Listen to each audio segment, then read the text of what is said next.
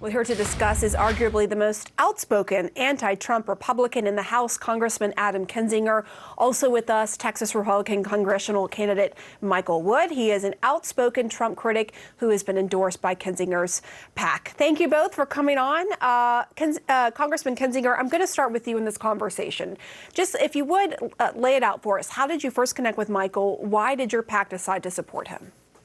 Well, it's pretty easy. So, I was paying attention to the race and I saw this, person that really boldly just told the truth, that was rejecting conspiracies, that said what needed to be said, which is we live in a fantastic country.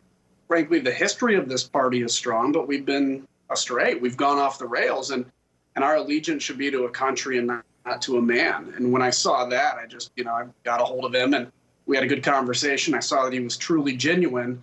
And I made that decision to endorse him. It was an easy decision because all you have to do really to be a country first candidate is just say the truth and don't use conspiracy or fear. And I'll tell you, it's a recipe that can win elections sometimes using conspiracy and fear. But like we saw on January 6th, it can ultimately destroy democracies. It can win elections. It could also raise a lot of money. I mean, if you look at this, you have called out, let's look at some of them. Senator Ron Johnson, Congresswoman Marjorie Taylor Greene for lying, spreading dangerous conspiracies. You said Congressman Gates needs to resign. But Congressman Kinzinger, the Trump wing has raised hundreds of millions of dollars just since the November election. Congresswoman Greene raised over $3 million in her first 3 months in office. Does this signal to you that the Trump wing of the party is now the foundation of the party? Well, it signals to me that they certainly have the, momentum. Whenever you have a former president, especially a person like Donald Trump, with the support he has, you're going to raise a lot of money, especially when you use fear, especially when you put out tweets that say things like the Democrats are going to destroy everybody and destroy this country, and you'll get $20 because you're convincing people that that's the truth. But the reality is different. And so I think it's worth fighting for. That's why I think maybe it feels like a David and Goliath fight with, country first versus the Donald Trump thing. But I'll tell you, over time, we know who won that battle. And I think Americans are waking up to the fact that, look, democracies require leaders that are going to tell the truth and aren't going to reflect back their darkest fears to them in order to simply get elected for whatever power you think you have. So, Michael, as you're seeing all this play out, does it concern you about your chances of winning, seeing how much momentum, as Congressman Kinzinger put it, and backing, frankly, the Trump wing has?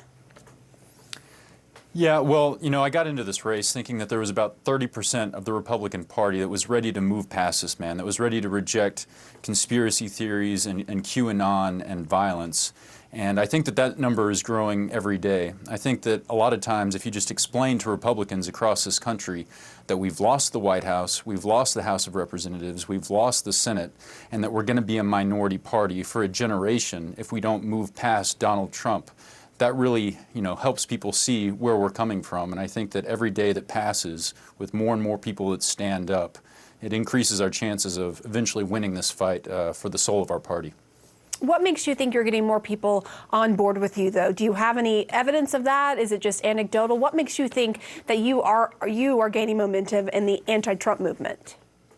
Well, since I jumped into this race, I've been overwhelmed with the amount of support that I've received from across the district, across the state, and across the country. And I've been talking to voters across the district, and I have more and more people who come up to me afterwards, after these events, and they say, thank you for finally saying what so many of us have been thinking. And one of the problems with American life right now is it's so easy to fit into sort of a news silo where you only hear a little bit of the information. And I think that more and more people are starting to hear things that maybe they don't hear from the news networks they usually watch, that the election wasn't stolen, that the president was directly responsible for the insurrection on January 6th. There's no question that this is an uphill fight and that this is a big endeavor that people like Congressman Kinzinger have undertaken. But I think that we're starting to see signs of progress. And in some of this, like those who believe that the election was stolen, even though that is not true, Congressman Kinzinger, it's more of an emotional thing. It's not even fact-based. You can tell them, no, here are all the facts, but it's an emotional thing. And I'm wondering, from you being involved in politics and being on the front lines of this fight and having the PAC, how will you and your PAC make a dent in that movement? Well, so this is the key. I had a conversation with somebody the other day that was really eye-opening. They said to me, well, okay, I got all these facts you're saying about the election wasn't stolen, but I just refuse to believe that more people had voted for Biden. At that point, you can't argue with that.